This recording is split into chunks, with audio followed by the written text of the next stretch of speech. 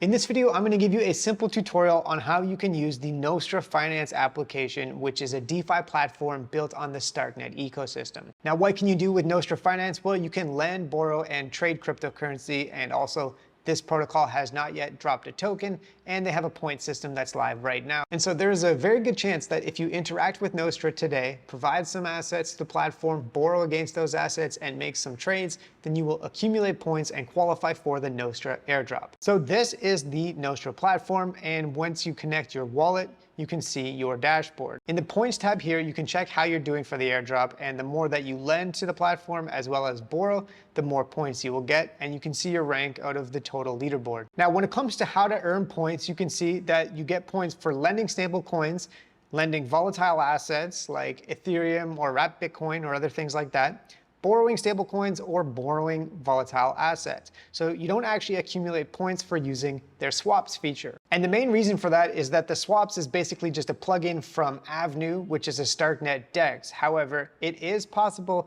that using this swaps feature here could be some sort of a multiplier for an airdrop.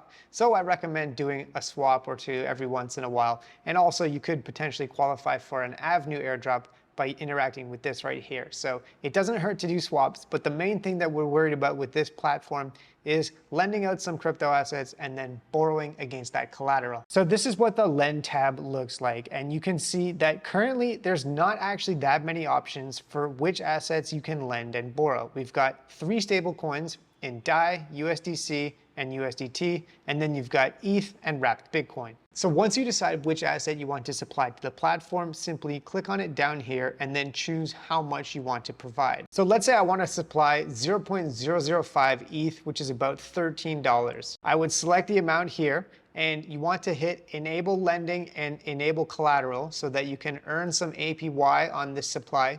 And if you enable the use for collateral, then you'll be able to borrow other assets against it. Then go ahead and hit on the deposit button and confirm a transaction in your wallet. Once the transaction is successfully confirmed, there's a button here that you can click to add this token to your wallet. And what this token represents is the liquidity that you provided or the asset that you loaned out to the platform. And once you click on the button, it will automatically add it to your ArgentX wallet for you so you can see the position. Now at the top under assets, we can see the collateral that we provided, and that is currently earning a very small APY. Now, if you want to manage your deposit, for example, withdraw it, you can just hit this button here and then select withdraw and choose how much you want to withdraw. And when you confirm that transaction, it will swap the token that you received in your wallet for the ETH that you just deposited. Now, once you decide which asset you want to borrow against your collateral, you select it from the list and then you hit borrow. Now, for the purposes of this tutorial, I won't be able to complete this step because the minimum borrow for USDC